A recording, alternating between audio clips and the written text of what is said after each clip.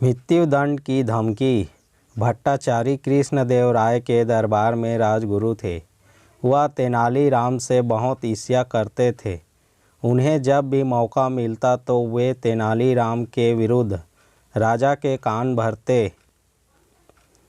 एक बार क्रोध में आकर राजा ने तेनालीराम को मृत्युदंड देने की घोषणा कर दी, परंतु अपनी विलक्षण बुद्धि और हाजिर जवाबी से तेनालीराम ने जीवन की रक्षा की।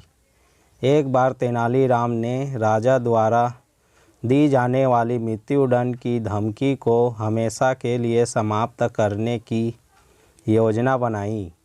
वह भट्टाचारी के पास गए और बोले, महाशय, एक सुंदर नर्तकी शहर में आई है। वह आपके समान किसी महान व्यक्ति से मिलना चाहती है। उसने आपकी काफ़ी प्रशंसा भी सुन रखी है। आपको आज की रात उसके घर जाकर उससे आवश्यक मिलना चाहिए, परंतु आपकी बदनामी न हो इसलिए उसने कहलवाया है कि आप उसके पास एक स्त्री के रूप में जाइएगा। भट्टाचारी तेनालीराम की बातों से सहमत हो गए। इसके बाद तेनालीराम राजा के पास गए और वही सारी कहानी राजा को सुनाई।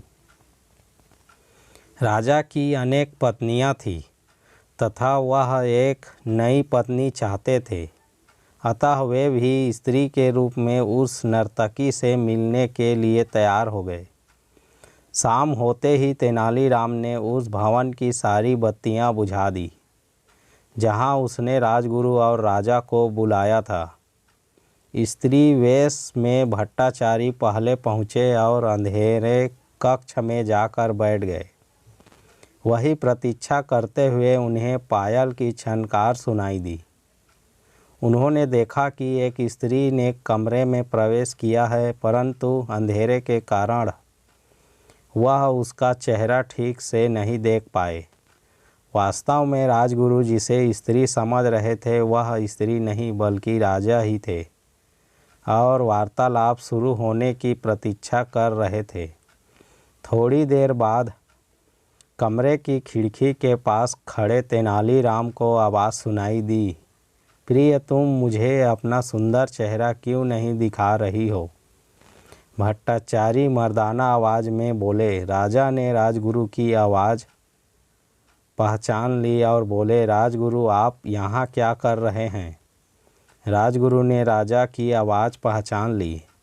शीघ्र ही वे दोनों समझ गए कि तेनालीराम ने उन्हें मूर्ख बनाया है।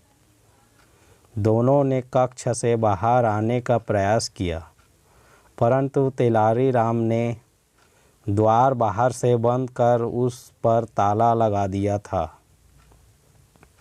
वह खिड़की से चिल्लाया, यदि आप दोनों यह वचन दें कि भविष्य में कभी मृत्युदंड देने की धमकी नहीं देंगे तो मैं दरवाज़ा खोल दूंगा।